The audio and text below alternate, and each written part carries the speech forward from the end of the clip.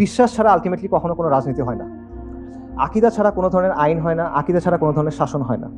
এগুলো একদম পলিটিক্যাল সায়েন্সের মানে একদম বাচ্চা লেভেলের কথাবার্তা। মানুষকে বিভিন্ন ধরনের ভয় দেখায়, এই যে এদের কথা বলতে দিও না, অস্থিতিশীলতা তৈরি হবে, ইন্ডিয়া চলে আসবে, আমেরিকা চলে আসবে। মুসলিম বিশ্বে তাতারদের আগ্রাসনের আগে কারো মাথায় এটা আসেই নাই যে এমন কোনো সিচুয়েশনও হইতে পারে যেখানে মুসলিমরা আছে, ইসলামী শাসন নাই। মুসলিমদের সোশিও পলিটিক্যাল অ্যাসপিরেশন সিম্পল, আমরা শরিয়া চাই। আলহামদুলিল্লাহ, ওয়াসসালাতু ওয়াসসালামু আলা রাসূলিল্লাহ ওয়া আলা আলিহি ওয়া সাহবিহি ওয়া সাল্লামা তাসলিমান কাসীরা, আম্মা বাদ। আসসালামু আলাইকুম ওয়া রাহমাতুল্লাহি ওয়া বারাকাতুহু। আপনারা কেমন আছেন? টায়ার্ড? কথা শুনতে পারবেন? কতক্ষণ পারবেন? আচ্ছা, দেখা যাক। আচ্ছা, দেখা যাক ইনশাআল্লাহ। ঠিক আছে। সকালে একটা বক্তব্য ছিল, ওটা অনেক কষ্ট করে শুদ্ধ ভাষায় দিছি। ওটা অফিসিয়াল কথা ছিল, তাই ওভাবে বলতেছি। এখন আর পারতেছি না। এখন আমি আমার মতো বলি ইনশাআল্লাহ। আজকে আমরা অনেক কথা শুনছি। তো এই কথাগুলোর জিস্ট কি ছিল আসলে? কথাগুলোর জিস্ট ছিল যে বাংলাদেশের সমাজ এবং রাষ্ট্রে কাঠামোগত ইসলাম বিদ্বেষ আছে। এবং কাঠামোগত মানে হলো আমাদের রাষ্ট্রের পলিসি, আমাদের রাষ্ট্রের স্টেট আইডিওলজি, আমাদের শিক্ষা, আমাদের আইন, এটার প্রয়োগ, আইন প্রয়োগকারী সংস্থাগুলোর দৃষ্টিভঙ্গি, আচরণ, গণমাধ্যম, এরকম অনেকগুলো বিষয়ের মধ্যে ইসলাম বিদ্বেষ গেঁথে আছে এবং ইসলামের প্রতি নেতিবাচক বিভিন্ন ধারণা গেঁথে আছে। ঠিক আছে? এই আলোচনাগুলো আমরা অলরেডি শুনছি। আমি যেটা করব সেটা হলো আমি ৩টা জিনিস কভার করার চেষ্টা করব। একটা হলো এই কাঠামোগত বা সিস্টেমিক ইসলাম বিদ্বেষের ফলে আমাদের সমাজে কিছু স্ট্রাকচার বা কিছু ডাইনামিক গড়ে উঠছে, সেগুলো আমি পয়েন্ট আউট করার চেষ্টা করব। আরেকটা হলো এই ইসলাম বিদ্বেষের কারণে আমরা মুসলিমরা আমাদের যে সোশিও পলিটিক্যাল অ্যাসপিরেশন, অর্থাৎ সমাজের ব্যাপারে বা রাজনীতির ব্যাপারে আমরা কি চাই, এই কথাটা বলার সুযোগটা আমাদের কম থাকে বা আমরা বলতে পারি না ইভেন, বা এটা ক্রিমিনালাইজ করা হয়। এই ব্যাপারটা নিয়ে একটু আলোচনা করব এবং ফাইনালি আমি দুটো জিনিস টাই ইন করার চেষ্টা করবো ইনশাআল্লাহ তাআলা। আচ্ছা, সো আমাদের সমাজে এই যে কাঠামোগত ইসলাম বিদ্বেষ আছে বা সিস্টেমিক ইসলাম বিদ্বেষ আছে, এটার ফলাফলগুলো কি কি? এটার একটা ফলাফল হলো যে আমাদের সমাজে ইসলাম এক্সক্লুডেড। এক্সক্লুডেড মানে কি? দেখেন, আমাদের সমাজ এবং সংস্কৃতির মধ্যে ইসলাম অনুপস্থিত, অথবা আপনি বলতে পারেন ইসলাম যতটুকু থাকার কথা ছিল অতটুকু নাই। ব্যাপারটা চিন্তা করে দেখেন যে ধরেন উপমহাদেশের পৌত্তলিক যে ধর্মগুলো আছে, সেখান থেকে আচার আচরণ, রীতি, অনুষ্ঠান, বেশভূষা, এগুলো কিন্তু আমরা খুব ইজিলি বাঙালি সংস্কৃতি বলে গ্রহণ করে নেই। মঙ্গল প্রদীপ, মঙ্গল শোভাযাত্রা, মূর্তি, মুখোশ, এগুলো কোত্থেকে আসতেছে এগুলো তো আমরা বুঝতেছি, তাই না? এগুলো কিন্তু আপনি গ্রহণ করতে পারেন, এগুলো অসাম্প্রদায়িক, এগুলো সংস্কৃতি নিরপেক্ষ, তাই সবার উপর চাপায় দেওয়া যায়। কিন্তু ইসলামের ক্ষেত্রে এটা করা যায় না। সো এটা কিন্তু আসলে হওয়ার কথা না। আপনারা চিন্তা করে দেখেন, এখানে শত শত বছর ধরে মুসলিমদের শাসন ছিল। এটা ওই সময় পৃথিবীর সবচেয়ে সমৃদ্ধ জায়গাগুলোর একটা ছিল, তাই না? এরকম এটা একটা কসমোপলিটন হাব ছিল। তো সেই হিসেবে মুসলিম আইডেন্টিটি এবং ইসলামের যে রিপ্রেজেন্টেশনটা হওয়ার কথা ছিল, ওটা কিন্তু আমাদের এখানে হয় না। সো এটা এই ইসলামোফোবিয়া বা সিস্টেমিক ইসলাম বিদ্বেষের একটা ইম্পর্টেন্ট ফলাফল। আবার দেখেন, ইসলামের যেই বিষয়গুলোকে নিতে চায় সেগুলো কোন বিষয়? সেগুলো হলো ওই বিষয় যেগুলো হিন্দুস্তানি যেই পেগানিজম আছে সেটার সাথে মিশে গেছে।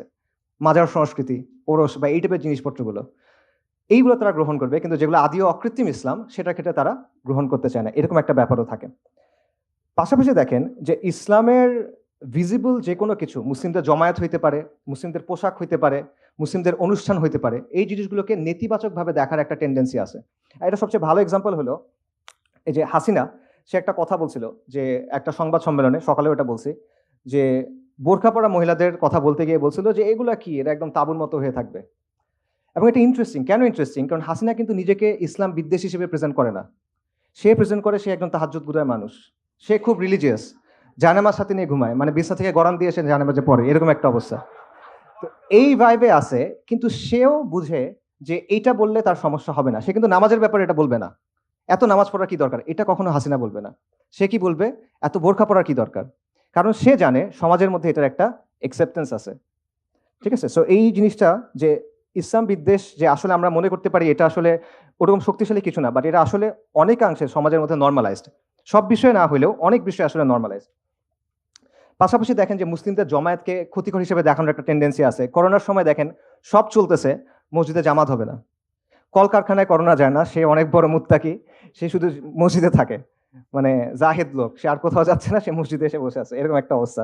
তারপর ধরেন ৭১ টিভি না ডিবিসি আমার মনে নাই, এখানে আমি জানি না আসলে আছে কিনা, যাই হোক তাদের এক আলোচনায় বলতেছিল যে মুসলিমদের কবর দেওয়ার দরকার নেই, পুড়ে দাও। চিন্তা করে এটা কি পসিবল? আপনি কখনো এটা বলতে পারবেন? অন্য কোনো ধর্মের অনুসারীদের ক্ষেত্রে আপনি বলতে পারবেন? আমরা মানে ইসলামের জায়গা থেকে আমরা কখনো এটা সাপোর্ট করি না এরকম বলা। বাট কেউ কি কখনো বলবে যে ঠিক আছে তোমাদের এটা করার দরকার নেই, পানিতে ভাসিয়ে দাও? না, কিন্তু এটা মুসলিমদের ক্ষেত্রে বলা হবে। পাশাপাশি দেখেন এগুলো আপনারা জানেন যে কুরবানি নিয়ে চুলকানি আছে। সারা বছর বারবিকিউ খাইতেছে, বার্গার খাইতেছে, কেএফসি যাইতেছে, ওগুলো মনে হয় জ্যান্ত প্রাণীর মাংস খাইতেছে। আর কুরবানির সময় এসে বলছে যে না, এত পশু তুমি মারতেছো কেন? এরকম একটা অবস্থা। সো এটা হলো একটা জিনিস যেগুলো আমরা ইসলাম বিদেশের কারণে সোসাইটির মধ্যে আসতেছে।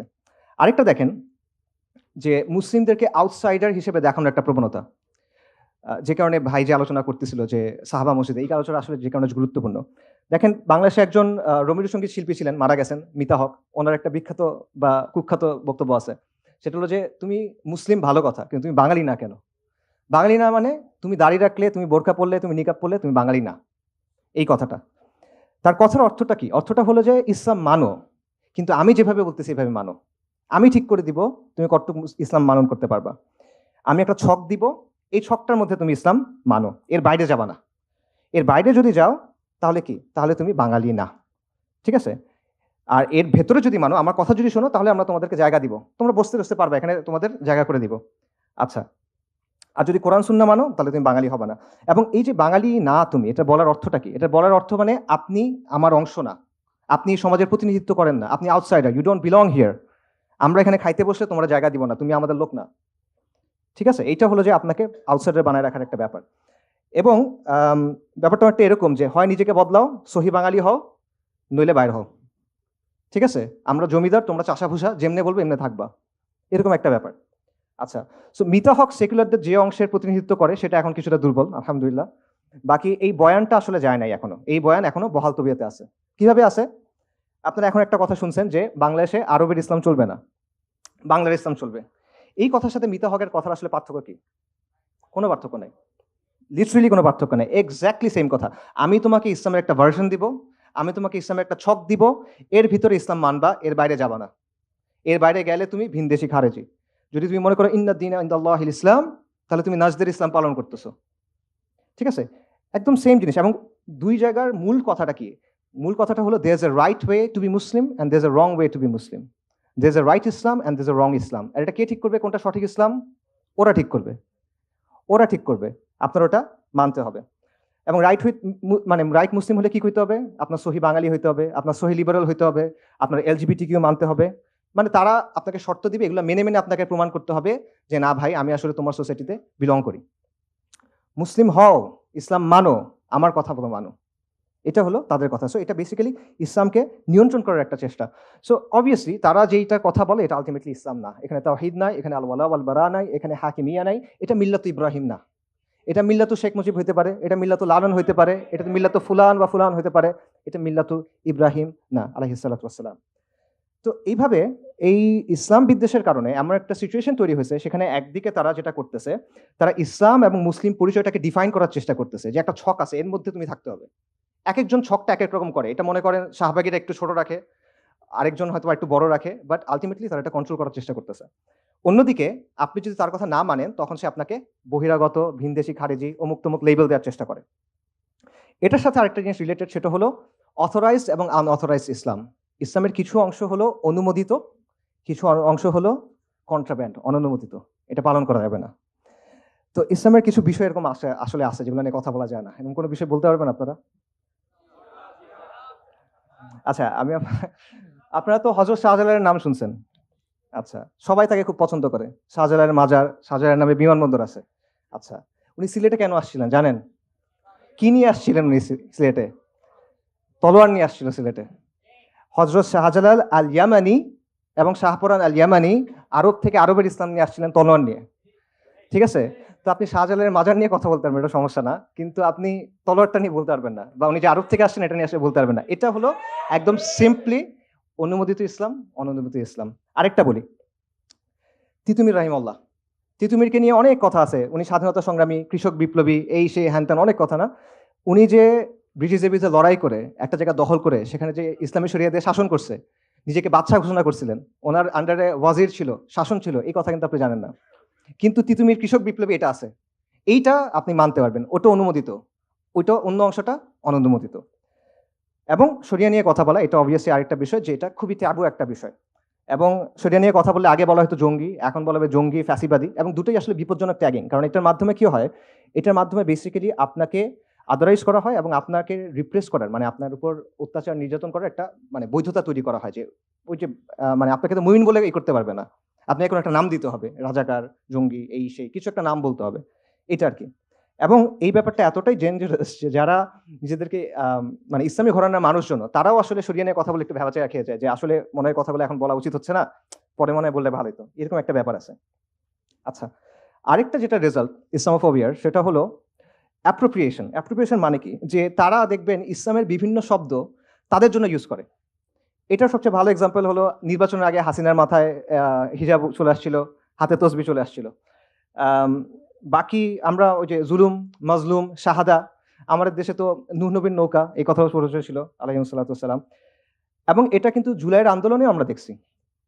জুলাই আন্দোলনে আমরা কি দেখলাম, একদম সবাইকে আমরা চলেন, সবাই রাস্তায় বের হয়ে যায়, হাসবুনাল্লাহু ওয়া নি'মাল ওয়াকিল, সবাই তাহাজ্জুদে দাঁড়ায় যান, আমরা শহীদ হব, এরকম অনেক কথাবার্তা, আল্লাহ আল্লাহ আল্লাহ। আর শেষ হওয়ার পরে গায়রুল্লাহ, গায়রুল্লাহর কাছে যাইতে হবে এখন। তো এই ব্যাপারটা কিন্তু এখানেও হয়েছে, অর্থাৎ তারা নিজেদের যে সামাজিক রাজনৈতিক প্রকল্প, এগুলোর পক্ষে তারা ইসলামের কনসেপ্টস, ইসলামের পরিভাষা এগুলো ইউজ করে, ঠিক আছে। এবং সমস্যার সময় যে আল্লাহ আমাদের এখান থেকে বাঁচাও, লানাকুনান্না মিনাশ শাকিরিন, তাহলে আমরা তোমার কথা শুনবো, আর হওয়ার পরে তখন আর তাদের খবর নাই। তো একটা হলো যে ইসলামকে তারা নিজেদের রাজনৈতিক স্বার্থে ব্যবহার করে, এটা হলো একটা বিষয়। আরেকটা হলো তারা শুধুমাত্র রাজনৈতিক স্বার্থে ইউজ করে না, তারা ইসলামের টার্মিনোলজি ইউজ করে ইসলামের বিরুদ্ধে বলে। এটা হিস্টোরিক্যাল অনেক এক্সাম্পল আছে, আমি একটা মজার এক্সাম্পল বলি, যে উসমানীদের শাসনের একদম শেষ দিকে তখন তুরস্কে অনেক সেকুলার অনেক মুভমেন্ট খুব পাওয়ারফুল হয়ে গেছিল। এবং তখন তারা যেটা চাচ্ছিল, তুরস্কে তখনও উসমানী সুলতানের নামে খুতবা দেওয়া হতো, তারা ছিল এটা বন্ধ করতে। তো বন্ধ কেমনে করবে, তো তারা এসে বললো যে দেখেন আমরা তো ফিখের কিতাবাদি দেখলাম, ওখানে বলা আছে যে খলিফা হওয়ার অনেকগুলো শর্ত আছে। তো একটা শর্ত হলো তার আলেম হইতে হবে, একটা শর্ত হলো তার মুজতাহিদ হইতে হবে। তো ইনি তো মুজতাহিদ না, তার মানে উনি আসলে খালিফা হইতে পারতেছেন না। তো ওনার নামে খুতবা দেওয়াটা বন্ধ করে দেন, আপনি দেশ এবং জাতির নামে এখন খুতবা দেন। অর্থাৎ তার উদ্দেশ্য হলো খুতবাটার উপর কন্ট্রোল নেওয়া, খুতবাটাকে সেকুলারাইজ করা। কিন্তু এইটা করার জন্য সে ইউজ করতেছে ইসলামী আর্গুমেন্ট, মানে সে খুব কনসার্ন খলিফার কন্ডিশনস মেট হচ্ছে কিনা এটা। সো এক জিনিস বাংলাদেশে ঘটতেছে কিরকম, যখন আপনি বলছেন শরিয়ার কথা, যখন কথা বলা হচ্ছে খিলাফতের কথা, তখন একদল এসে বলছে যে না আমরা তো আল্লাহর খিলাফত চাই না, আমরা জনগণের খিলাফত চাই, রাইট? মানে বেসিক্যালি ইসলামের বিরুদ্ধে সে কথা বলছে, বাট সে ইসলামের টার্মিনোলজি ইউজ করতে চায়, ঠিক আছে। এবং এটা তারা কেন করে, যাতে মুসলিমদের আবেগের জায়গাটা কাজে লাগানো যায় এবং মুসলিমদের কাজে লাগায় নিজেদের যে পলিটিক্যাল প্রজেক্ট আছে সেগুলো পালন করা যায়। আচ্ছা, এরপর যে বিষয়টা সেটা হলো আপনার কথা বলার জায়গা আপনি পাবেন না। আপনি মুসলিম হিসেবে যখন কথা বলতে চাইবেন, তখন আপনাকে সেই স্পেসটা দেওয়া হবে না। কথাটা আসলে ভুল হয়েছে, আপনি মুসলিম হিসেবে কথা বলতে পারবেন, কিন্তু আপনার কথা বলতে হবে লিবারাল ডেমোক্রেসির জায়গা থেকে, আপনার কথা বলতে হবে হিউম্যান রাইটসের জায়গা থেকে। একটা মেয়ে সে ফেমিনিজমের জায়গা থেকে হিজাবের পক্ষে কথা বলতে পারবে, কিন্তু শরিয়ার জায়গা থেকে সে বলতে পারবে না, ঠিক আছে। যতক্ষণ পর্যন্ত আপনি লিবারাল ডেমোক্রেসি, লিবারাল সেকুলারিজমকে মেনে নিছেন, আপনি বলেন যে ঠিক আছে তোমার সব মূলনীতি আমি মেনে নিছি, আমি তোমাকে চ্যালেঞ্জ করবো না, তখন তার যে একটা সীমানা আছে সেটার ভেতরে আপনি কথা বলতে পারবেন, বাট এর বাইরে গিয়ে আপনি কথা বলতে পারবেন না। ব্যাপারটা হয়েছে অনেকটা এর মতো, যে জালালউদ্দিন রুমির কবিতার অনুবাদের মতো। জালালউদ্দিন রুমির যে কবিতা আছে সেগুলো কিন্তু ওয়েস্টে খুব পপুলার, ঠিক আছে, এবং ওয়েস্টের অনেক সেলিব্রিটি আছে যারা এগুলা খুব পছন্দ করে। কিন্তু তার কবিতা অনুবাদ করতে গিয়ে যেটা হয়েছে, এগুলোকে রোমিও জুলিয়েটের কবিতা বানায় ফেলছে। রুমির কবিতা তো সুফি পোয়েট্রি, ঠিক আছে, এখানে আল্লাহর প্রতি ভালোবাসা, রসুল্লাহ সাল্লাহ সাল্লামের প্রতি ভালোবাসা, ফানা, এরকম ব্যাপার আছে। আপনি এটা সে দ্বিমত করেন, ওটা ভিন্ন কথা, বাকি এটা তো লাইলি মজনুর কবিতা না। কিন্তু ওয়েস্টে অনুবাদ করার সময় এটাকে প্রেমের কবিতা বানায় ফেলছে। কেন? কারণ রুমিকে যদি ওয়েস্টের কাছে খাওয়াইতে হয়, তাহলে তার কাছ থেকে ইসলামটা সরাইতে হবে। সো সিমিলারলি আপনি যদি সমাজে এসে কথা বলতে চান মুসলিম হয়ে, আপনার ইসলামটা সরাই রেখে আসতে হবে, তাহলে আপনি বলতে পারবেন, ইসলামটা নিয়ে আসতে পারবেন না। সো আপনি যখন ইমান, আকিদা, হালাল, হারাম, আল ওয়ালা আল বারা, এই সব কিছু ছেড়ে চলে আসছেন এবং ইসলামের খালি খোলসটা আছে, তখন সে আপনাকে মানে গ্রহণ করবে, তার আগে সে আপনাকে গ্রহণ করবে না। আপনি যদি ইসলামের জীবনবোধের কথা বলেন, ইসলামের শাসনের কথা বলেন, ইসলামের এসেন্সের কথা বলেন, তখন সে আপনার কথা শুনবে না, ঠিক আছে। আর আপনি যদি ইসলামের কিছু ওয়ার্ড ইউজ করে তার যে চিন্তাভাবনাগুলো আছে, সেকুলারিজম, ডেমোক্রেসি, ফেমিনিজম, এগুলোর পক্ষে কিছু ব্যাখ্যা দিতে পারেন, তাহলে আপনি মহাবিদ্বান, আপনি বিশাল দার্শনিক, আপনি মহা চিন্তাবিদ, ঠিক আছে, যুগের ইমাম। সো এইটা আর কি অবস্থা। তো এবং এই সব কিছুর ফাইনাল রেজাল্টটা হলো যে আমরা সামাজিক এবং রাজনৈতিকভাবে মার্জিনালাইজ। এই সব কিছুর রেজাল্টটা হলো যে আপনি কি ধরনের সমাজ চান, আপনি কি ধরনের শাসন চান, এটা বলার সুযোগটা আপনার নাই। এখন আমরা বলি যে আমরা কি ধরনের সমাজ এবং শাসন চাই। আচ্ছা, সমাজ এবং শাসনের ব্যাপারে ইসলামের নর্মেটিভ মানে ইসলামের ডিফল্ট অবস্থানটা কি? ইসলামের ডিফল্ট অবস্থা হলো শরিয়া। মুসলিমরা শরিয়ার অধীনে থাকবে, মুসলিমদের সমাজ, মুসলিমদের শাসন শরিয়ার অধীনে থাকবে, এবং আইডিয়ালি একজন ইমামের আন্ডারে, একজন খালিফার আন্ডারে পুরো মুসলিমরা থাকবে। এটা ইসলামের একেবারে নর্মেটিভ অবস্থান। ক্লাসিক্যাল যুগ থেকে শুরু করে প্রি মডার্ন সময় পর্যন্ত এর কোনো ব্যতিক্রম আপনি পাবেন না, নেভার, সম্ভব না। ঠিক আছে, যত আলোচনা হয়েছে, আপনি আহকামুস সুলতানিয়া বলেন, আল মাওয়ার্দি বলেন, আল জুয়াইনি বলেন, আল গাজ্জালি বলেন, ইবনু জামা, ইবনু তাইমিয়া, ইবনু খালদুন, যতজন আছে একদম প্রি মডার্ন টাইম পর্যন্ত সবার মত হলো এই জায়গা থেকে শুরু হয়েছে যে মুসলিমদের শাসনে, মুসলিমদের সমাজে শাসন হবে শরিয়া দিয়ে। এইটার বাইরে কোনো কথা নেই। এবং আইডিয়াল সিচুয়েশন সবসময় এটা যে একজন খালিফার আন্ডারে পুরো মুসলিমরা একত্রিত থাকবে। এই অবস্থার সাথে ব্যতিক্রম করছে এমন কেউ নাই। এবং তাতারদের আগ্রাসনের আগে মুসলিম বিশ্বে তাতারদের আগ্রাসনের আগে কারো মাথায় এটা আসেই নাই যে এমন কোনো সিচুয়েশনও হইতে পারে যেখানে মুসলিমরা আছে, ইসলামী শাসন নাই। এটা তাদের didn't even ochre to them. ঠিক আছে, তো এটা হলো একদম বাই ডিফল্ট, মানে আমাদের একদম ইনবিল্ট অবস্থান। কিন্তু এই অবস্থানটা আজকে অপরিচিত হয়ে গেছে টু দ্য এক্সটেন্ট, যখন কেউ এটা বলে যে আমরা শরিয়া চাই, তখন এটা মনে হয় মহা র্যাডিক্যাল একটা কাজ হয়ে গেছে। অথচ এটা ইসলামের একদম ডিফল্ট পজিশন। মানে আপনি যেমন নামাজের ব্যাপারে কি আপনার কাছে যদি বলে 5 ওয়াক্ত সালাত নাকি 6 ওয়াক্ত, আপনি অবাক হয়ে যাবেন, এটা কি বলে? এটা ওরকম একটা ব্যাপার। সো এই চেঞ্জটা আসলে কিভাবে হলো? এই চেঞ্জটা হয়েছে কলোনিয়াল যুগে, উপনিবেশিক আগ্রাসনের সময়। উপনিবেশিক আগ্রাসনের দুটা কাজ হয়েছে। এক, তারা আমাদের উপর তাদের শাসন চাপায় দিছে। বা তার আগে তারা কি করছে? আমাদের তো একটা শাসন ছিল, সেটাকে তারা একদম স্টেপ বাই স্টেপ সিস্টেম্যাটিকভাবে ডিসম্যান্টেল করছে। ঠিক আছে, এটার কিছু এক্সাম্পল আপনারা শক্তিফের আলোচনায় শুনছেন যে যখন সূর্যাস্ত আইন হয়েছে, চিরস্থায়ী বন্দোবস্ত হয়েছে, একটা সোসাইটির ইকোসিস্টেম কিন্তু সম্পূর্ণ চেঞ্জ হয়ে যায়। এই যে মুসলিম এলিটরা ছিল, তাদের জমিদারি যখন চলে গেল, তাদের উপর কিন্তু অনেক একটা কমিউনিটি ডিপেন্ডেন্ট। এটা কিন্তু পুরো জিনিসটা আসলে ওলটপালট হয়ে যাচ্ছে। আরেকটা জিনিস চিন্তা করেন, জাস্ট একটা এক্সাম্পল, ওয়াকফ বা আওকাফ যে সিস্টেমটা, এটা কিন্তু মুসলিম বিশ্বে একসময় যত ল্যান্ড ছিল তার মধ্যে 1/3 ওয়াজ ওন্ড থ্রু আওকাফ, ওয়াকফের মাধ্যমে। এবং ওয়াকফ কিন্তু শাসকের আন্ডারে না, এটা কমিউনিটি ওন্ড। এবং মুসলিম বিশ্বে যত ওয়েলফেয়ার কার্যক্রম হইতো ম্যাক্সিমাম হইতো ওয়াকফের মাধ্যমে। ওয়েলফেয়ার স্টেটের ধারণাটা কিন্তু আসলে ইসলামে নাই। কেন নাই বলতেছি, কারণ ওয়েলফেয়ার স্টেট মানে হলো স্টেটের সাইজটা অনেক বড় হবে এবং স্টেট অনেক ট্যাক্সেশন করবে, নাহলে সে এগুলো আপনাকে দিবে কেমন? এতগুলো সার্ভিস দিতে হলে আপনার ট্যাক্সেশন নেওয়া হবে না। তো ইসলামে কিন্তু ব্যাপারটা এরকম ছিল না। ইসলামের সোশ্যাল ওয়েলফেয়ারের কাজকর্মগুলো হতো আওকাফের মাধ্যমে, ওয়াকফের মাধ্যমে, যেগুলো কমিউনিটি ওন্ড, যেখানে শাসকের নিয়ন্ত্রণ নাই। এবং এটার ফলে একটা সুন্দর কমিউনাল ইকোসিস্টেম কিন্তু তৈরি হইতো। ওই ওয়াকফ থেকে যারা পড়তেছেন, যারা স্টুডেন্টরা, মাদ্রাসার স্টুডেন্টরা হইতে পারে, এখানে আলেমরা হইতে পারে, গবেষকরা হইতে পারে, বিধবা, ইয়াতিম, মিসকিন, সবার জন্য টেক কেয়ার কিন্তু আপনি ওখান থেকে করতেছেন। এবং শাসকের কোনো ওয়ে নাই সেখানে এসে ইন্টারফেয়ার করার। এটা কি করে? এটা কমিউনিটিকে পাওয়ারফুল করে, এম্পাওয়ার করে, এবং এটা সেন্ট্রালাইজ যে পাওয়ার স্টেটের বা শাসকের যে সেন্ট্রালাইজ পাওয়ার, সেখানে একটা লিমিট দেয়। তো ইউরোপিয়ানরা কি করছে? সিস্টেম্যাটিক্যালি এটা নষ্ট করে ফেলছে। এসেই প্রথমে সেন্ট্রালাইজ করছে, গভর্নমেন্ট আন্ডারে নিয়ে নিছে, তারপর ওগুলা নষ্ট করে দিয়েছে পুরোপুরিভাবে। সো এইভাবে যেটা হলো যে কলোনিয়াল যুগে তারা আমাদের সিস্টেমটা আপরুট করছে, উঠায় ফেলছে পুরোপুরি, তারপর তারা নিজেদের সিস্টেমটা বসায় দিছে। তখন আমরা কি করছি? মুসলিমরা কি করছে? উপমহাদেশের কথা চিন্তা করেন, আমরা শুরু থেকে এটা বাধা দিয়ে আসছি। প্রথমে কারা বাধা দিয়েছেন? যারা এস্টাবলিশড পলিটিক্যাল ফোর্স ছিলেন, যেমন নবাব সিরাজউদ্দৌলা অথবা টিপু সুলতান। তাদের অলরেডি রাজনৈতিক শক্তি ছিল, তারা চেষ্টা করছেন এদের সাথে ফাইট করে এদেরকে প্রতিহত করার, ব্যর্থ হয়েছেন। তারপর কি হয়েছে? তারপর আপনি দেখবেন সব রিভাইভালিস্ট মুভমেন্ট তৈরি হয়েছে, তাজদিদি মুভমেন্ট। এবং এই সবগুলো তাজদিদি মুভমেন্টের উদ্দেশ্য কি ছিল? তাদের উদ্দেশ্য ছিল, তাদের মোটিভেশন ছিল ইসলাম, তাদের উদ্দেশ্য ছিল ইসলাম। তারা এদের বিরুদ্ধে ফাইট করতেছেন ইসলামের শিক্ষার আলোকে, এবং এদেরকে সরায় তারা কি আনতে চান? ইসলাম আনতে চান। আমি জাস্ট আপনাদের বলি, এটা একটা কন্টিনিউয়াস ধারা, আপনি এটা কোনো মানে এটার মাঝখানে কোনো ব্রেক নাই। দেখেন, শাহ ওয়ালিউল্লাহ মুহাদ্দিস দেহলভী, উপমহাদেশের যত ধারা আছে সব ধারা ওনাকে মানে মোরলেস। শাহ ওয়ালিউল্লাহ মুহাদ্দিস দেহলভী উনি কি করছেন? উনি প্রথমে একটা ইলমি তাজদিদ শুরু করছেন, জ্ঞানগত একটা বিপ্লব তৈরি করছেন। আবার উনি আহমদ শাহ আবদালি, কাবুলের শাসক ছিলেন তখন, আফগানিস্তানের শাসক ছিলেন, তাকে চিঠি লিখছেন যে এখানে আমাদের উপর কুফফার শক্তিশালী, আপনি এখানে আসেন, আল্লাহ আপনাকে অনেক বড় জাযা দিবেন, দুনিয়াতেও আপনি পুরস্কৃত হবেন। আচ্ছা, শাহুলিল্লাহ মুহাদ্দিস দেহলভির পরকে ওনার ছেলে শাহ আব্দুল আজিজ 1803 সালে উনি ফতোয়া দিলেন যে হিন্দুস্তান ব্রিটিশ শাসনের অধীনে দারুল হার্ব, কারণ এখানে ইসলামের শাসন নাই। উনি যুদ্ধ করেন নাই, কিন্তু উনি ফতোয়া দিলেন। আচ্ছা, ওনার ফতোয়ার পর কি হলো? এবং আজ পর্যন্ত এই ফতোয়া আসলে প্রাসঙ্গিক, কারণ ওনার যুক্তি ছিল এটা যে এখানে ইসলামের শাসন নাই, ইসলামের শাসন ব্যবস্থা এখানে নাই, সো ফিকের জায়গা থেকে এটা দারুল হার্ব, শাহ আব্দুল আজিজের ফতোয়া, কোনো ফালতু মানুষের কথা না।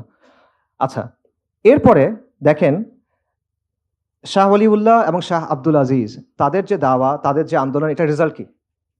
এটা রেজাল্ট হলো ইমাম সাইয়্যেদ আহমেদ শাহিদ রাহিমাহুল্লাহ এবং শাহ ইসমাইল শাহিদ, তাদের যে আন্দোলন, তরিকায়ে মুহাম্মাদী আন্দোলন বা বালাকোট আন্দোলন বলে আমরা অনেকে চিনি, এবং উপমহাদেশের যতগুলো এখন বড় বড় ধারা আছে, দিনী ধারা, কোনো না কোনোভাবে এটার সাথে যুক্ত।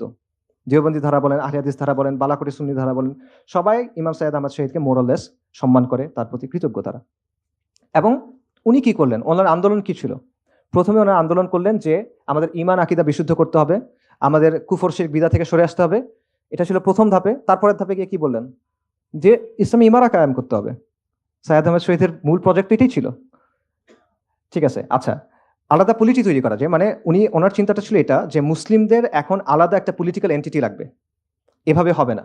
এবং পাকিস্তানের চিন্তাটাও আসলে আপনি এর মধ্যে পাবেন, এটা আমি পরে আসতেছি। আচ্ছা, সাইয়্যেদ আহমেদ শহীদের মুরিদ, ওনার দ্বারা প্রভাবিত, ডিরেক্টলি ওনার মুরিদ মীর নিসার আলী তিতুমির, যেটা বললাম। তো ওনাকে তো অনেক কথা বলা হয়, যেটা মহাশ্বেতা দেবী ওনাকে নিয়ে নাটকও লিখছেন, সাবঅল্টার্ন হিসেবে প্রেজেন্ট করছেন ওনাকে বিপ্লবী হিসেবে প্রেজেন্ট করা হয়, কৃষক বিপ্লবী হিসেবে প্রেজেন্ট করা হয়। বাট উনি কি করছেন? উনি বেসিক্যালি জমিদার এবং ব্রিটিশদের বিরুদ্ধে লড়াই করে 24 পরগনার কিছু জায়গা দখল করে নিয়েছেন, এবং দখল করে প্রায় 1 বছর, 1830-এর নভেম্বর থেকে 1831-এর নভেম্বর পর্যন্ত, ওনার শাহাদাতের আগ পর্যন্ত ওই জায়গায় উনি শরিয়া দিয়ে শাসন করছেন। উনি নিজেকে বাদশা ঘোষণা করছেন। কি বলবেন আপনি? ঘুরে ফিরে সেই এক জায়গায় আসতেছেন আপনি। এরপর দেখেন সাইয়্যেদ আহমেদ শাহিদের খালিফা, সাদিকপুরের একটা সম্ভ্রান্ত আলেম পরিবার, বিখ্যাত পরিবার, মাওলানা উইলায়াত আলী এবং মাওলানা ইনায়াত আলী। ওনারা কি করলেন? 1831-এর 6ই মে বালাকোটে সাইয়্যেদ আহমেদ শাহিদ শহীদ হয়ে গেলেন। এরপরে 1840-এর দশক থেকে মাওলানা উইলায়াত আলী এবং মাওলানা ইনায়াত আলী পুরো ভারতবর্ষ জুড়ে ব্রিটিশদের বিরুদ্ধে একটা আন্দোলন গড়ে তুললেন। তাদের আন্দোলনের রাজনৈতিক কেন্দ্র হলো সাদিকপুরে, পাটনা। তাদের মিলিটারি বেস হলো ওয়াজিরিস্তানে, সিত্তানা, এবং তাদের দাওয়াতি অনেক জায়গা ছিল বাংলাদেশে, বিশেষ করে বেঙ্গল, মানে যেটাকে আমরা এখন উত্তরবঙ্গের আহলে হাদিস বেল্ট মনে করি, ওই জায়গায়। এবং আপনার একটা বই আছে, দ্য ইন্ডিয়ান মুসলমানস, আপনারা চাইলে এটা পড়ে দেখতে পারেন, উইলিয়াম হান্টারের। সেখানে প্রথম 1, 2, 3 চ্যাপ্টার আপনারা পড়ে দেখবেন যে কত সফিস্টিকেটেড একটা নেটওয়ার্ক ওনাদের ছিল। ওনারা বেঙ্গল থেকে টাকা পয়সা মানুষ সব ওই ওয়াজিরিস্তানে, সিত্তানাতে পাঠাতেন, এবং সেইখানে তারা ব্রিটিশদের বিরুদ্ধে লড়াই করে গেছেন কয়েক দশক। ব্রিটিশরা 60টার বেশি অভিযান পরিচালনা করছে তাদের দমন করার জন্য, পারে নাই পুরোপুরি তাও। এবং ব্রিটিশদের এই ছিল যে এরা হলো হিন্দুস্তানে আমাদের শাসনের বিরুদ্ধে একটা পার্মানেন্ট থ্রেট। এই লোকেরা, এই মাওলানা উলিয়াত আলীর যারা অনুসারীরা ছিল, এবং মাওলানা আবুল হাসান নাদভী ওনার বিখ্যাত বই, উনি বলছেন যে ভারতবর্ষের স্বাধীনতার পেছনে যাদের অবদান, সবাইকে এক পাল্লায় দিবেন, সাদিকপুরীদেরটা আরেক পাল্লায় দিবেন, এটা বেশি ভারী হবে। সো তাদের উদ্দেশ্য কি ছিল? আবারও শরিয়া কায়েম করা। এরপর আসেন শামেলির কথায়, 1857 সালে মহাবিপ্লব বা বিপ্লব যেটাই বলেন। ওই সময় উত্তরপ্রদেশের একটা জায়গা আছে থানা ভবন, সেখানে জনগণ রাস্তায় নেমে আসলো, ব্রিটিশরা পালায় গেল। তখন কয়েক মাস সময় সেখানে ইসলামী শরিয়া দ্বারা শাসন হয়েছিল। কারা করছিলেন? ইমদাদুল্লাহ মুহাজির মাক্কি, কাসেম নানতুবি, রাশিদ আহমেদ গাঙ্গুহি। এনারা কারা? আকাবিরা দেওবন্দ। এনারা গিয়ে দারুল উলুম দেওবন্দ গঠন করছেন। তাদের উদ্দেশ্য কি ছিল? শরিয়া ছিল। তারপর আসেন আমি মনে করি আমাদের জন্য সবচেয়ে প্রাসঙ্গিক যারা, ফরাজি আন্দোলন, এবং এটা সমসাময়িক আন্দোলন। 1818 সালে হাজী শরীয়তুল্লাহ রাহিমাহুল্লাহ উনি ফরাজি আন্দোলন শুরু করেন।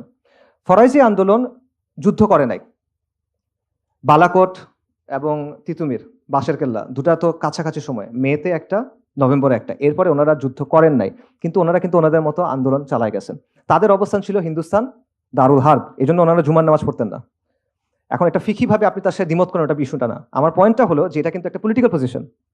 তারা বলছে যে এই শাসনটাকে, এটা দারুল হার্ব, এটা আমাদের ডিফল্ট পজিশন না। সো আমরা আমাদের ডিফল্ট যেভাবে আমাদের নর্মালি ইসলাম পালন করার কথা, সেটা আমরা এখানে পালন করতে পারতেছি না।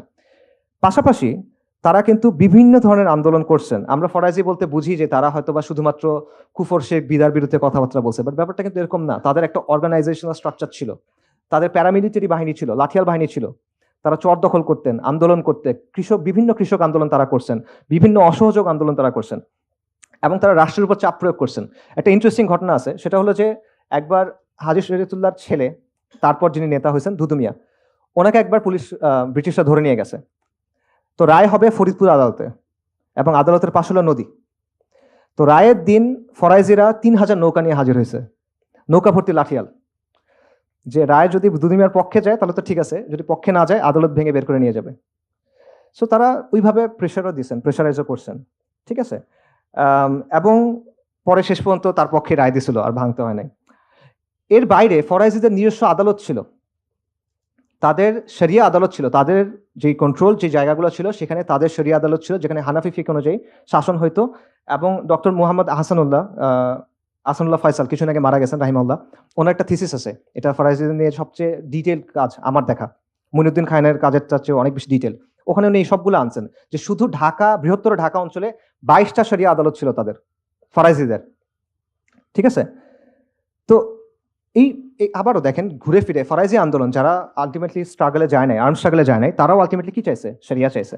অর্থাৎ কন্টিনিউসলি আপনি বারবার দেখতেছেন যে আমাদের শরিয়া শাসন ছিল, ওটা হয়তো ফ্লড ছিল, সমস্যা নাই, কিন্তু ছিল। এরপরে ব্রিটিশরা আসলো, তারা এটা সরাই দিল। এরপর আমাদের প্রথম ইম্পালস কি ছিল? আমাদের প্রথম ইম্পালস ছিল যে এটা সরাই আবার সরিয়ে আনতে হবে, লজিক্যালি, রাইট? এটি তো হওয়ার কথা। এবং শুধু এটা এইখানে না, এই একই সময়ে পুরো মুসলিম বিশ্বে আপনি অনেকগুলো আন্দোলন দেখবেন যেগুলোর মোরাললেস একই ধরনের রুট। প্রথমে তারা সংস্কার আনছে, কুফর শিরক বিদার বিরুদ্ধে সংস্কার করছে, তারপর তারা একটা তাজদিদি মুভমেন্ট হয়েছে, তারপর তারা তামকিনের দিকে গেছে। এটা একটা কমন প্যাটার্ন আপনি দেখবেন।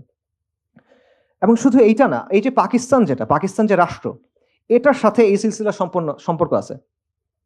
পাকিস্তান আন্দোলন কারা করছে? মুসলিম লীগ কারা করছে? আলিগড়ের ছাত্ররা, আলিগড়ি ধারা যেটাকে বলা হয়। আলিগড় কার brain child? Sir Syed Ahmed Khan. Sir Syed Ahmed Khan ইংরেজদের অনেক ওয়াফাদার গোলাম ছিল, এটা সত্য। তবে এটাও সত্য যে সে শাহ ইসমাইল শহীদ এবং সৈয়দ আহমেদ শহীদের চিন্তাধারা অনেক প্রভাবিত ছিল।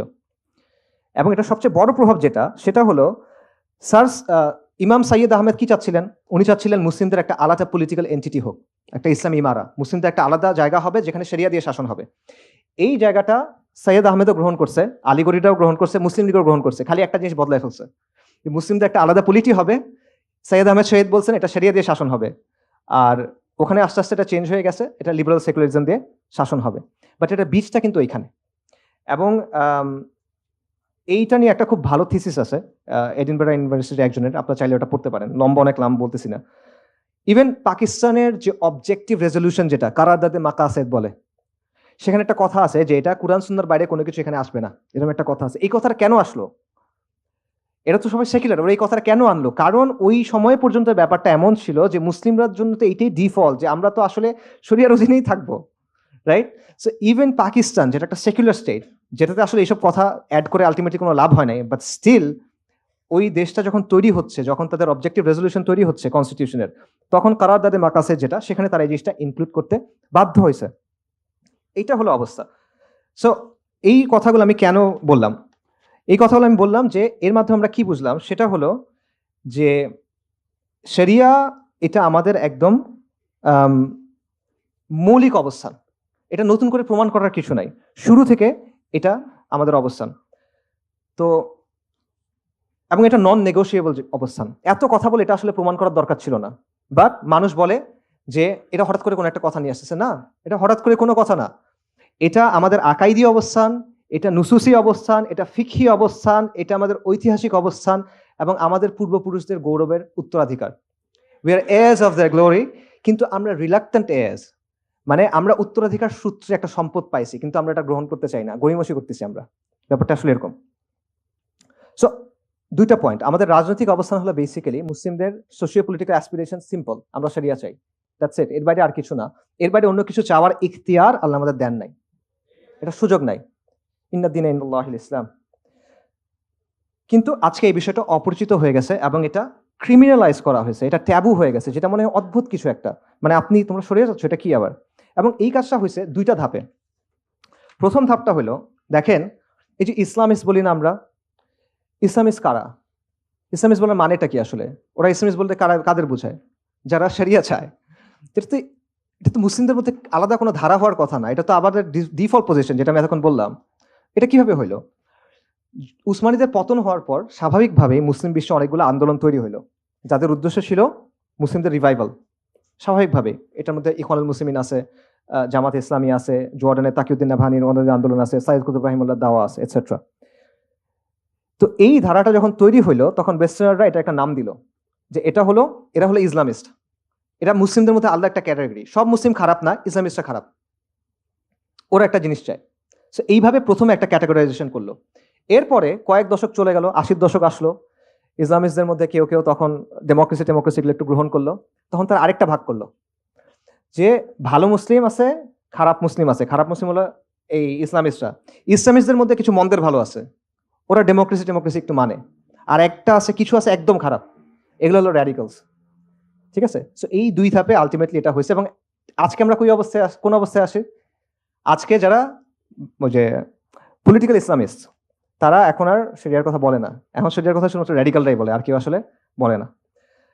তো এবং ইন্টারেস্টিংলি এই জিনিসটাও আপনি কলোনিয়াল সময়ে পাবেন। আবার উইলিয়াম হান্টারের বইটাতে যাই। উইলিয়াম হান্টারের বইতে যারা ব্রিটিশদের বিরুদ্ধে যুদ্ধ করতেছিল, এই যে মাওলানা উলায়াত আলী, ইনায়াত আলীর যারা অনুসারীরা, তাদের একটা নাম দিছে সে। কি নাম? হিন্দুস্তানি ফ্যানাটিক্স, ধর্মান্ধ। এবং তাদের যে জায়গাটা, ওটার নাম ছিল দ্য ফ্যানাটিক বেস, ধর্মান্ধদের ঘাঁটি। ঠিক আছে? সো এই হলো অবস্থা। এবং এই কাজটা ওরা সবসময় করে যে মুসলিমদের মধ্যে কিছু হলে ভালো, স্যার সৈয়দ আহমেদ ভালো, সৈয়দ আহমেদ শহীদ খারাপ। ঠিক আছে? মোল্লা ব্র্যাডলি ভালো, আরেক মোল্লা খারাপ। এই জিনিসটা ওরা সবসময় করে। এবং সবচেয়ে দুঃখজনক বলেন, ইন্টারেস্টিং বলেন, মুসলিমদের মধ্যে একটা অংশ আছে যারা ভালো মুসলিম হইতে চায় ওদের কাছে, এবং এটা হওয়ার জন্য ওরা বাকি মুসলিমদের ক্ষতিও করতে চায়। তাহলে আনফর্চুনেট বাস্তবতা। তো আজকের সমাজের হিসেবে যদি আমরা চিন্তা করি, স্যার সৈয়দ আহমেদ কিরকম মুসলিম? ইমাম সৈয়দ আহমেদ শাহিদ, উনি কিরকম মুসলিম হবেন? তিতুমির কিরকম মুসলিম হবেন? হাজী শরীয়তুল্লাহ কিরকম মুসলিম হবেন? সো শুধু এইটা না, ইভেন এমন একটা বয়ান আছে, সেটা হলো যে ইসলামিস্টদের থেকে, মানে সোকল ইসলামিস্টদের থেকে আসছে, যে তারা বলে যে যারা ইখওয়ানুল মুসলিমিনের অবস্থান গ্রহণ করে নাই, ঠিক আছে, ইখওয়ানুল মুসলিমিনের অবস্থানটা যারা গ্রহণ করে নাই, এই যে সংস্কারের বা অন্যান্যটা, তারা আসলে ইসলামিস্টই না। তারা ইসলামিস্ট বলা যাবে না, ইসলামিয়ুন তারা না। ভালো কথা, ইসলামিস্ট না। শাহ ওলিউল্লাহ কি ছিলেন? হাজী শরীয়তুল্লাহ কি ছিলেন? তিতুমির কি ছিলেন? আমরা ওইটা। আমরা ইসলামিস্ট হওয়ার দরকার নাই, আমাদের অমুক তুমুকের হওয়ার দরকার নাই, গুড ব্যাডও দরকার নাই। ওই ওনাদের যে অবস্থান, সেটা আমাদের অবস্থান, এবং এটা ওনাদেরও অবস্থান না, এটা দিন ইসলামের অবস্থান। আচ্ছা, তাহলে সামারি করি, আমরা কি বুঝলাম? আমরা যেটা বুঝলাম সেটা হলো শরিয়া আমাদের ডিফল্ট অবস্থান। কলোনিয়াল যুগে এসে এটা আমাদের থেকে সরায় ফেলা হয়েছে এবং সেকুলার সিস্টেম চাপায় দেওয়া হয়েছে। মুসলিমরা যখন এটা প্রতিরোধ করছে, তাদের প্রতিরোধের মোটিভেশন ছিল ইসলাম এবং তাদের গোলও ছিল ইসলাম। তারা ইসলামের জন্য প্রতিরোধ করছেন এবং তারা ইসলামী শাসনটাই চাইছেন। এবং এই অবস্থাটা পরিবর্তন হয়েছে আলটিমেটলি 20 শতাব্দীতে এসে, যখন ইউরোপিয়ানরা যাওয়ার সময় এমন কিছু মানুষকে পাওয়ারে রেখে গেছে যারা তাদের মতোই চিন্তা করে। আচ্ছা, সেই সাথে যেটা হয়েছে যে বিভিন্ন নামে, এই যে আপনি শরিয়া চান, এই যে আমাদের অ্যাসপিরেশনস, এটাকে ক্রিমিনালাইজ করা হয়েছে বা ট্যাবু বানায় ফেলা হয়েছে। এটা হলো অবস্থা। সো এর ফলে আলটিমেটলি এখন অবস্থাটা এমন দাঁড়াইছে যে মুসলিমরা যদি একত্রিত হয় সমাজ বা পলিটিক্স নিয়ে কথা বলতে, তখন এটা একটা ভীতিকর বিষয় হয়ে যায়। মুসলিমরা যদি এবং মানুষকে বিভিন্ন ধরনের ভয় দেখায়, এই যে এদের কথা বলতে দিও না, অস্থিতিশীলতা তৈরি হবে, ইন্ডিয়া চলে আসবে, আমেরিকা চলে আসবে, রাইট? এদের কথা বলতে দিলে ডেভেলপমেন্ট ক্ষতিগ্রস্ত হবে, এই ধরনের একটা অ্যান্টিসিপেটরি ফিয়ার তৈরি করা হয়। সেই সাথে বিদ্যমান ব্যবস্থার অল্টারনেটিভ নিয়ে আপনি যে কথা বলবেন যে না, নেশন স্টেটের বাইরে অন্য কিছু থাকতে পারে, এই কথা বলার সুযোগ আপনার নাই। সেকুলার ডেমোক্রেসির বাইরে যে অন্য কিছু আপনি থাকতে পারে, এই কথা বলার সুযোগ আপনাকে দেয়া হয় না। এবং ফাইনালি মুসলিম যে পরিচয় এবং মুসলিমদের যে রাজনীতি, এটার বয়ানটাকে তারা কন্ট্রোল করার চেষ্টা করে। এবং এইখানে সেকুলাররা কিন্তু একেবারেই কনসিস্টেন্ট না তাদের জায়গায়। উদাহরণ দেখেন, কিছুদিন আগে ঢাকা ইউনিভার্সিটিতে সিরাজ শিকদারের একটা মিউরাল হয়েছে। সিরাজ শিকদারকে সর্বহারা পার্টির নেতা। সর্বহারা পার্টি কি চায়? তারা মাওবাদী দল। তারা সশস্ত্র সংগ্রামের মাধ্যমে, বিপ্লবের মাধ্যমে সরকার উৎখাত করে কমিউনিজম প্রতিষ্ঠা করতে চায়। এই পার্টির মাধ্যমে অপহরণ হয়েছে, খুন হয়েছে, ব্যাংক ডাকাতি হয়েছে, এবং তাদের মধ্যে আন্ত পার্টি খতমের রাজনীতি বলে একটা বিষয় ছিল, যে পার্টির ভেতরে একজন একজনকে মেরে ফেলতেছে, খতমের লাইন। তাকে নিয়ে কিন্তু আপনি মিডল বানাতে পারছেন। এরকম আরো ঘটনা আছে 90-এর দশকে। এরকমও হয়েছে যে সিরাজ শিকদারকে নিয়ে স্মরণ সভা হয়েছে, সেখানে ঢাকা ইউনিভার্সিটির একজন প্রফেসর এসে বক্তব্য দিচ্ছে তার ব্যাপারে, খুব মানে আবেগ ভরে তার কথাবার্তা বলতেছে। আপনি তো চিন্তা করতে পারবেন, উল্টা দিক থেকে চিন্তা করেন তো। So, এবং আপনারা একটা স্লোগান শুনবেন এখন, মাতৃভূমি অথবা মৃত্যু, এটা শুনছেন না কয়েকদিন আগে? এটার অরিজিন কি জানেন? পাত্রিয়া বা মুয়ার্তে। এটা হলো 1960-এ ফিডেল ক্যাস্ট্রোর একটা স্লোগান, এবং 64 সালে চে গুয়েভারা ইউএন জেনারেল অ্যাসেম্বলিতে গিয়ে, জাতিসংঘের সাধারণ অধিবেশনে গিয়ে একটা বক্তব্য দিয়েছিল, তারপর সেটা এইভাবে শেষ করছে, পাত্রিয়া বা মুয়ার্তে, জন্মভূমি অথবা মৃত্যু। এটাই এখন খুব ভালো স্লোগান আমরা ইউজ করতেছি, আমরা না মানে ইউজ করতেছে। ক্যাস্ট্রো আর চে গুয়েভারা কি করছিল? তারা তারা সশস্ত্র বিপ্লবের মাধ্যমে সরকারকে উৎখাত করে তাদের নিজের আদর্শ প্রতিষ্ঠা করছিল, তাই না? সো এইরকম একটা লোকের টি শার্ট আপনি পড়তে পারতেছেন, তার ক্যাপ পড়তেছেন, আপনি খুব ভালো হিরো, প্রগতিশীল, অনেক জোস। কিন্তু আমি মুসলিম, আমি যদি বলি যে আমি শরিয়া চাই, সেটা আমি বলতে পারবো না, এটা সামহাউ ট্যাবু। এটা হলো অবস্থা। গুয়েভারার কথা আরো অনেক কিছু বলা যায়। গুয়েভারার একটা গেরিলা ওয়ারফেয়ারের ক্ষেত্রে তার একটা থিওরি ছিল, ফোকো থিওরি, সরি।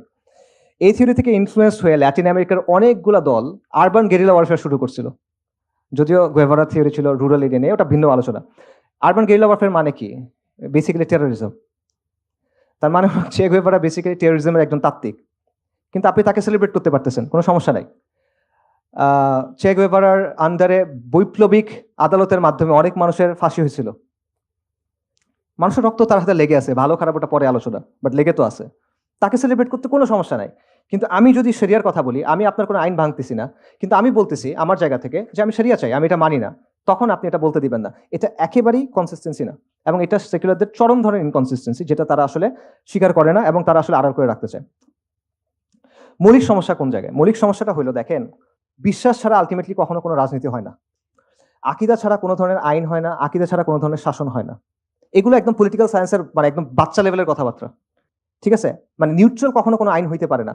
যে কোনো পলিটিক্যাল শাসন, যে কোনো শাসন ব্যবস্থা, যে কোনো পলিটিক্যাল সিস্টেম, যে কোনো আইন, এটার পেছনে একটা ধারণা থাকে যে আমি কি ধরনের সমাজ চাই, একটা ভালো জীবন কেমন হবে, গুড লাইফের ভিশনটা কেমন হতে পারে, রাইট?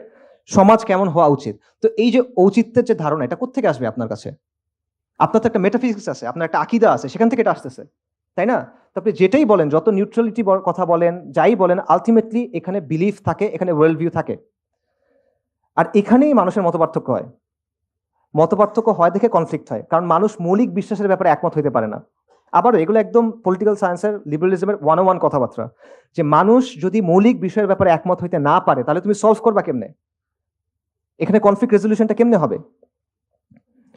সো বাংলাদেশের সেকুলারদের এবং আমাদেরও সবারও আসলে যেটা বোঝা দরকার, সেটা হলো ইসলাম এবং সেকুলারিজমের মধ্যে একটা ইররিকনসিলিয়েবল কনফ্লিক্ট আছে। এটা এমন একটা কনফ্লিক্ট যেটা কোনোদিন সমাধান হবে না, এটা একটার সাথে মিলতে পারবে না, যে কোনো একটা থাকতে হবে, ঠিক আছে? সো এখন আপনার যেটা চিন্তা করতে হবে, ঠিক আছে, কেউ একজন সেকুলার, সে সেকুলারিজমকে ভালো মনে করে, সে চায় সেকুলারিজমই থাক, এবং সেটাই আছে, তারাই তো বিজয়ী। আচ্ছা, কিন্তু কেউ কি তাদের সাথে দ্বিমত করতে পারবে? এটাকে তারা অ্যালাউ করবে কিনা? যদি এমন কোনো সিচুয়েশন আসলো, মনে করেন, এটা অনেক সিচুয়েশনে আসে আসলে, যে ইসলামের অবস্থানের সাথে সেকুলারিজমের অবস্থান মিলতেছে না, তখন কোনটা প্রাধান্য পাবে? সেকুলার সংবিধান, তাই না? তো একজন রিলিজিয়াস মুসলিম এটা মানবে কিভাবে? সে যদি মনে করে যে এটা আমি মানা সম্ভব না, আমার পক্ষে এই জিনিসটা আমি একসেপ্ট করা সম্ভব না, থিওলজিক্যালি আমার পক্ষে এটা একসেপ্ট করা সম্ভব না, আকাইদি ভাবে আমি এটা একসেপ্ট করতে পারতেছি না, তো আপনি তাকে কি সলিউশন দিবেন তখন? তোমরা সবাই বাঙালি হয়ে যাও, তোমরা সবাই বাংলার মুসলিম হয়ে যাও, এগুলো বলবেন আপনি? এটা হবে না আসলে। সো এই জায়গাটা আসলে চিন্তা করতে হবে যে আপনি এই জায়গাটা কিভাবে ডিল করবেন। ধরেন কেউ কোনো আইন ভাঙলো না, ফরাজিদের মতো চিন্তা করেন, কিন্তু সে বলল যে আমি আমার জায়গা থেকে, আমার দিনের জায়গা থেকে, আমার আকিদার জায়গা থেকে আমি ইসলামের বাইরে আর কোনো কিছু মানতে পারবো না, আমি শরিয়া চাই। তো এই অবস্থান যদি কেউ নেয় এবং সমাজ এবং রাষ্ট্রে তারা যদি একটা সিগনিফিকেন্ট ফোর্স হয়ে ওঠে, এই সেকুলার রাষ্ট্র তাকে কিভাবে ডিল করবে, সেকুলাররা তার সাথে কিভাবে ডিল করবে, এই প্রশ্নটা চিন্তা করার দরকার আছে। এবং এই প্রশ্নটা কেন আমি করতেছি, কারণটা হলো আমাদের সমাজ এবং রাষ্ট্র সেকুলারটাই নিয়ন্ত্রণ করে, এবং এই সেকুলারিজম যেটা আছে এটা কিন্তু মানুষের ইচ্ছায় আসে নাই, এটা কোয়ার্সিভ ফোর্সের মাধ্যমে আসছে, জোর করে বসানো হয়েছে সহজ ভাষায়, এবং তারা কিন্তু জোর করে টিকে আছে। এটা তাদের মধ্যে যারা বুদ্ধিমান তারা বোঝে, বোকারা না বুঝতে পারে। আমাদের মধ্যে যারা বুদ্ধিমান তারাও বুঝে, বোকারা না বুঝতে পারে। তো এই জন্য তাদের চিন্তা করা দরকার যে তারা কি নিজেদের অবস্থানে কনসিস্টেন্ট হবে, তারা কি মার্কেট প্লেস অফ আইডিয়াজে এই ইসলামী শরিয়ার ব্যাপারে আলোচনাকে আসতে দিবে, চিন্তার হাটবাজারে আসতে দিবে, নাকি তারা ডাবল স্ট্যান্ডার্ডের দিকে যাবে? এবং এই প্রশ্ন নিয়ে চিন্তা করা দরকার, কারণ আলটিমেটলি ইসলাম এবং সেকুলারিজমের দ্বন্দ্ব যেটা, এটাই ইনশাআল্লাহ সামনে বাংলাদেশে সবচেয়ে গুরুত্বপূর্ণ প্রশ্ন হয়ে দাঁড়াবে। সেটা ওদেরও চিন্তা করা দরকার, এটা আমাদেরও চিন্তা করা দরকার। আমাদের জন্য সবাই করণীয় কথা জিজ্ঞেস করে, একটু করণীয় কথা বলি। যারা অনেক ডিটেলে জানতে চান আমার কিছু লেখাটা কাছে পড়তে পারেন, what is to be done একটা লেখা আছে ওটা পড়তে পারেন। বাট জেনারেলি কিসের জন্য করণীয়, বাই দ্য ওয়ে? ইসলাম বিদ্বেষের জন্য করণীয়, শরিয়ার জন্য না, ইসলাম বিদ্বেষের জন্য করণীয় বলতেছি। আচ্ছা, আপনার কয়েকটা ফ্রন্টে কাজ করতে হবে। একটা কাজ হলো আদর্শিক ফ্রন্টে, আইডিওলজিক্যালি। সেটা কি? প্রথম হলো ইসলামের বিশুদ্ধ আদর্শ ধারণ করা, কমপ্লিটলি ইসলামের যে ওয়ার্ল্ড ভিউটা আছে এটা গ্রহণ করা। এর মধ্যে জোড়াতালি আছে, নিশ্চিতভাবে আছে আপনার গ্রহণ করার মধ্যে, এটা আমি নিশ্চিত। কারণ আমরা যেভাবে ইসলামটা বুঝি, আমাদের সমাজে যেটা ইনপুটটা দেয় ওটা একটা করাপ্টেড ইনপুট। সো এটার মধ্যে জোড়াতালি আছে, এই জোড়াতালিগুলো খুঁজে খুঁজে বের করে আপনার সরাইতে হবে। বিশুদ্ধভাবে সম্পূর্ণভাবে ইসলামী ওয়ার্ল্ড ভিউটা আপনার গ্রহণ করতে হবে, যেভাবে সাহাবায়ে কেরাম রাদিয়াল্লাহু আনহুম বুঝছেন। আবু বকর রাদিয়াল্লাহু আনহুকে এসে আবু জাহেল বলছে যে তুমি শুনছো মুহাম্মদ কি বলছে সাল্লাল্লাহু আলাইহি ওয়াসাল্লাম? কি বলছে?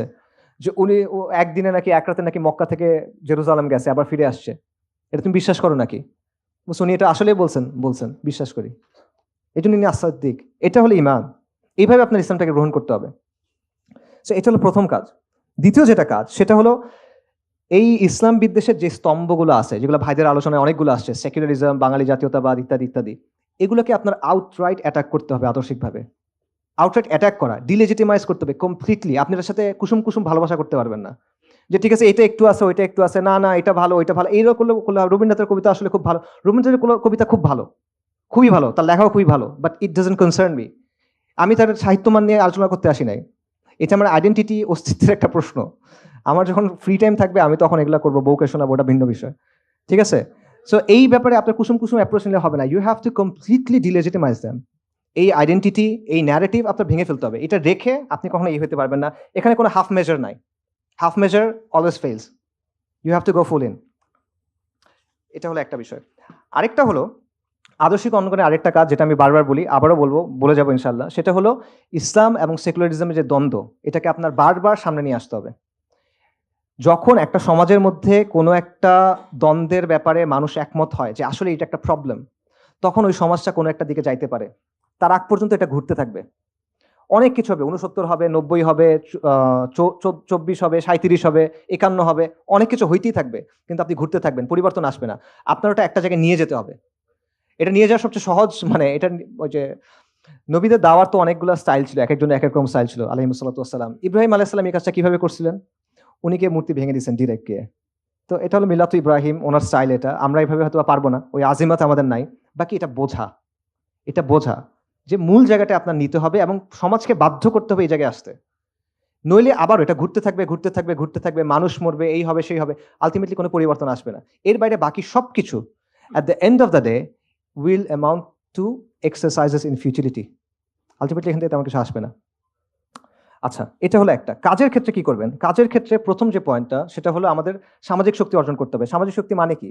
এটা মানে আমাদের অনেক প্রতিষ্ঠান হবে, আমাদের অনেক টাকা পয়সা হবে, আমাদের অনেক ডিগ্রি থাকবে, এরকম কিছু না।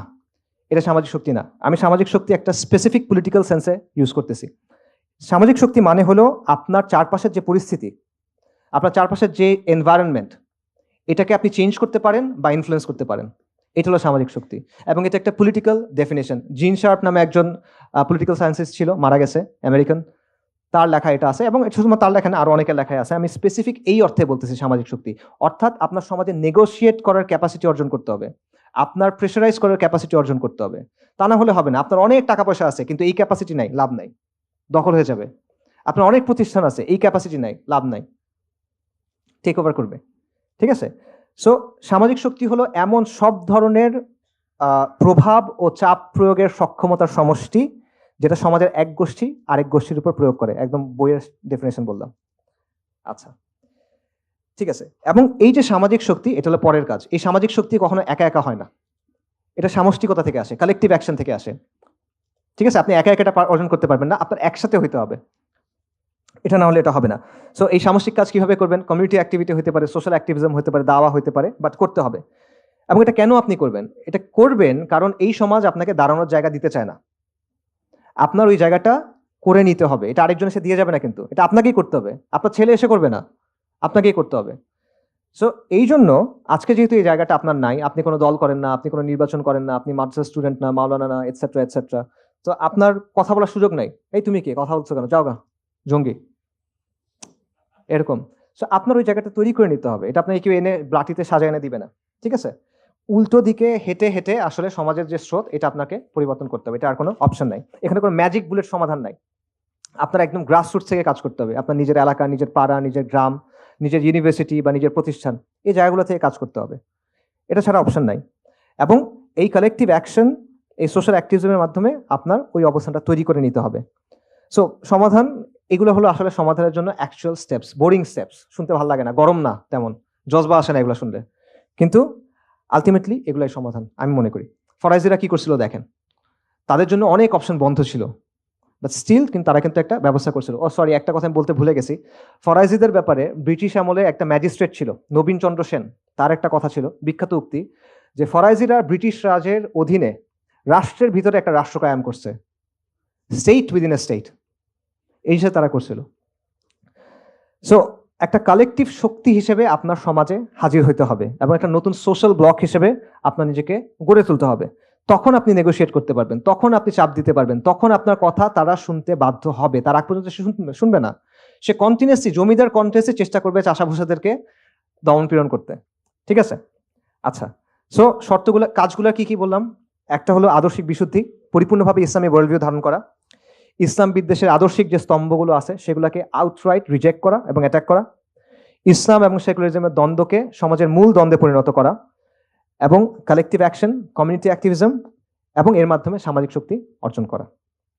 শেষ করি, সেকুলারদের বিভিন্ন ঘরানার অনেক বক্তব্য আছে। সেই বক্তব্যগুলোর মূল জিসটা কি? মূল জিসটা হলো ইসলামকে তাদের মতো কাটছাট করে ব্যাখ্যা করতে হবে, ইসলামকে তাদের দেওয়া প্রেসক্রিপশন অনুযায়ী মানতে হবে, এবং তারা কিছু রিকোয়ারমেন্টস ঠিক করে দিবে, কিছু মাপকাঠি ঠিক করে দিবে, শর্ত ঠিক করে দিবে। আমার সেগুলো দিয়ে দিয়ে প্রমাণ করতে হবে, এই যে দেখো আমি কিন্তু ভালো, আমাকে একটু জায়গা দাও। ঠিক আছে? অর্থাৎ সেকুলারদের স্ট্যান্ডার্ডে আমাদের কন্টিনিউয়ালি নিজেদেরকে প্রমাণ করতে হবে। সো চিন্তার এই পুরো ফ্রেমওয়ার্কটা আমাদেরকে রিজেক্ট করতে হবে। আপনি যা ইচ্ছা করেন সে আপনাকে ভালো হিসেবে মেনে নেবে না, সে সাময়িকভাবে হয়তো আপনাকে মানবে, বাট সে আপনাকে ইউজ করবে আলটিমেটলি। এটা একটা losing game, it doesn't work. ঠিক আছে? আমরা এই মাটির মানুষ, আমাদের এই পরিবারগুলো এখানে হাজার হাজার শত শত বছর ধরে আছে, আমরা এই ভাষায় কথা বলি, আমরা এই সমাজের অংশ, আমরা এই সমাজে কন্ট্রিবিউট করি। আমাদের কেন ওদের কাছে আত্মপরিচয়ের প্রমাণ দিতে হবে? আমাদের কেন ওদের কাছে গিয়ে পরীক্ষা দিতে হবে? ওদের কাছে ভাইবা দিব কেন আমি? ওরা কে? কারো খেয়াল খুশির জন্য তো আমরা আমাদের দিনকে বদলাবো না। কোনো জমিদারের আদেশ মতো তো আমার নিজেকে বাঙালি প্রমাণ করার দরকার নাই, আমার নিজেকে ভালো মুসলিম প্রমাণ করার দরকার নাই। আমি একজনের কাছে জবাবদিহি করব। ওরা কে? ওর কাছে আমার পাত্তা দেওয়ার কি আছে আসলে? কারো কথা শোনার টাইম নেই এত। বাংলাদেশের মুসলিমরা এই জমিনের সন্তান, আমরা এখান থেকে কোথাও যাইতেছি না, আমরা এখানেই থাকবো। আমাদের অতীত, বর্তমান, ভবিষ্যৎ এই ভূখণ্ডের সাথে যুক্ত, এবং এই মাটির উপর আমার যে দাবি আছে এই দাবিও আমরা ছাড়বো না ইনশাআল্লাহ। এবং মুসলিমরা ইসলাম ছাড়বে না। আমরা গুনাহগার হইতে পারি, আমরা নাফরমান হইতে পারি, আমাদের মধ্যে নিফাক থাকতে পারে, আমাদের মধ্যে ফাহিশ থাকতে পারে, অনেক কিছু থাকতে পারে, আমরা পারফেক্ট না, আমরা অনেক খারাপ বান্দা, আল্লাহ নাফরমান বান্দা, কিন্তু আমরা ইসলাম কখনো ছাড়বো না ইনশাআল্লাহ। আমরা শরিয়া কখনো ছাড়বো না। এবং এটা শাহজালালের মাটি, এটা তিতুমিরের মাটি, এটা হাজী শরীয়তুল্লাহর মাটি। এই মাটি আমি ছেড়ে কই যাব? কারো যাইতে হলে অন্যরা যাবে, আমরা যাওয়ার কিছু নাই। এটা আমাদের মাটি ছিল, এটা আমাদের মাটি থাকবে। এই জমিনে শত শত বছর ধরে মুসলিমদের শাসন ছিল, সমৃদ্ধ শাসন। একসময় বাংলা ছিল পুরো ওয়ার্ল্ডের একটা হাব, এবং আগ্রাসী শত্রু এবং শোষণের বিরুদ্ধে বারবার রক্ত দিছি আমরা। এবং উম্মার মধ্যে এখনো পর্যন্ত সবচেয়ে বড় এথনিক গ্রুপগুলোর লিস্ট করেন, বাঙালি মুসলিম তার একটা, বেঙ্গল মুসলিম, বাঙালি মুসলিম, বাংলাদেশের মুসলিম, যা ইচ্ছা বলেন, আমরা সেই গ্রুপের একটা। তো এগুলো কি এমনি এমনি? আল্লাহ আজ্জা ওয়া জাল্লের সৃষ্টি জগতে কোনো কিছু এমনি এমনি হয়? এটার জন্য কোনো পরিকল্পনা নাই আল্লাহ আজ্জা ওয়া জাল্লের। এইখানে আপনি আসেন, আমরা কথাবার্তা বলতেছি, এই রিয়েলাইজেশনগুলো আমাদের হচ্ছে, এটার কোনো তাৎপর্য নাই? আল্লাহর কাছে এগুলোকে আমাদের জবাব দিতে হবে না? সো কারো মাটিতে বসবাস করি না, এবং এই দিন যেমন আমার, এই জমিনও আমার। এই দিন যেমন আমার, এই জমিনও আমার। আমার দিন, আমার জমিন, আমার দিন, আমার জমিন। আলাইসাল্লাহু বিআহকামিল হাকিমিন। তাকবীর, তাকবীর, তাকবীর। আল্লাহুম্মা সাল্লি ওয়া সাল্লিম আলা নবিয়িনা মুহাম্মদ।